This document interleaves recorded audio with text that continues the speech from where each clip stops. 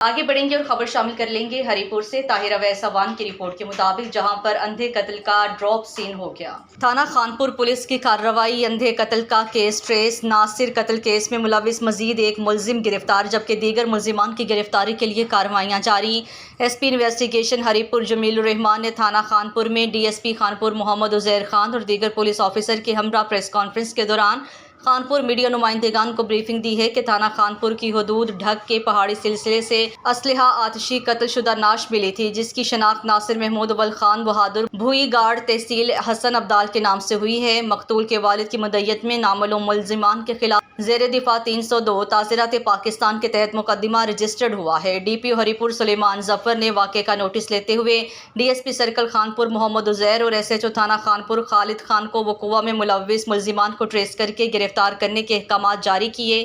S H O تھانہ خانپور نے ہمراہ تفتیشی اسٹاف کے ہمراہ مقدمے کی جدید سائنسی اور تکنیکی بنیادوں اور اپنے ذرائع سے معلومات پر تفتیش کا آغاز کرتے ہوئے وقوع میں ملوث ملزمان ہاشم ولد سلطان بہادر اور مقتول کے بھائی فیصل ولد خان بہادر بھوئی گاڑ حسن ابدال کو گرفتار کر لیا، جنہوں نے اپنے دیگر 2 ساتھیوں کے ساتھ مل کر قتل کرنے کا اعتراف کیا تھا۔